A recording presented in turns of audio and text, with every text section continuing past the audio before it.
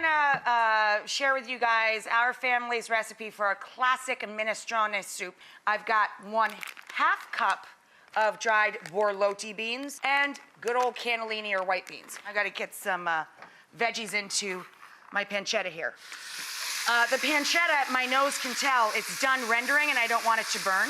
Pancetta is rolled cured meat that's similar to bacon, and I put in about 1/3 pound diced slab cut pancetta, and I cook the beans separate from the soup. I cover them with a few inches of water.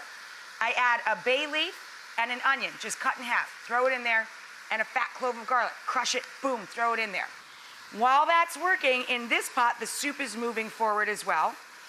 A couple of fat turns of the pan of good olive oil, medium to medium high heat on your soup pot, and you build minestrone in layers of flavor, letting each layer fully develop before you add the next.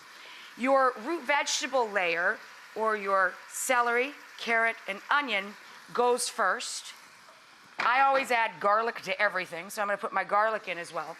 And then we're going to let this cook by itself for 20 to 30 minutes and develop its flavor.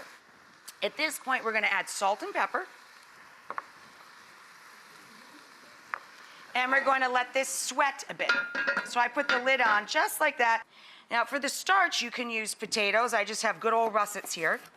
Or you can stir in some broken pasta or small pieces of pasta and let it cook right in the soup. My mom likes potatoes, so I'm gonna make a nice, like a small bite-size dice on our potatoes. Same thing for the zucchini. Now with zucchini, the larger it gets, the wetter it gets, because the center has a lot of seeds. So I trim my zucchini, cut it in half, and then I cut planks just like this. And then the seedy part in the center, I chuck that. It's just gonna make a watery soup and lots of seeds and not a very nice mouthfeel.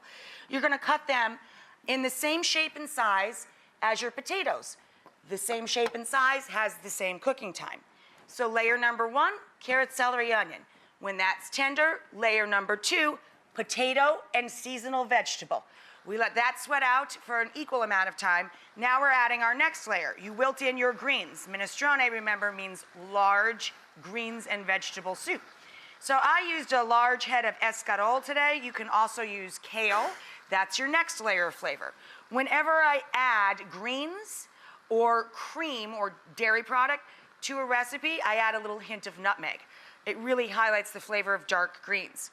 Now I've got, working in a separate pot down here, a fat handful of porcini mushrooms. You let these bloom or reconstitute in a little bit of broth, and we're going to add the porcini mushrooms to our soup. It gives it a really earthy flavor. Any dried mushrooms would do. The reason it's in a separate pot is that if there's any grit in the mushrooms, it will fall to the bottom and it won't go into your soup. You scoop them out and add all but the last few spoonfuls of that porcini stock to your pot. 1 small can, 14 ounces of any kind of tomato product. If tomatoes are in season, chop up 4 of them and throw them in, peeled and diced, or 1 14-ounce can when the tomatoes are not in season. Then we're going to add a combination of both beef and chicken stock. This will end up tasting like veal stock, and that's what my family always used to make this soup.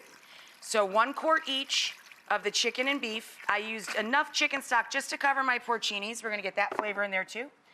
Then an herb bundle, whatever you like. My family likes thyme, sage, and rosemary. Throw that in. And then your super secret, fabulous ingredient, a rind of Parmigiano Reggiano cheese. A piece of the rind, it makes the whole soup taste like cheese. So this is going to simmer gently once it comes up to a bubble for 2 full hours. When you're ready to serve your minestrone, you pull out your cheese rind, the whole pot of soup. The minestrone now tastes like Parmigiano Reggiano. I'm marrying all of our beans and their starchy liquids to our soup. And then we'll add our reconstituted beautiful porcinis and most of their stock. Do not use the last few spoonfuls of the stock in case there were any grit in the dried mushrooms. You don't want to add that to your soup.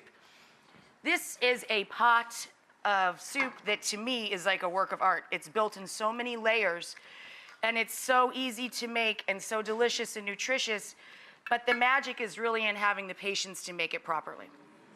Yeah, it's a beautiful thing. Proper minestrone is a beautiful thing.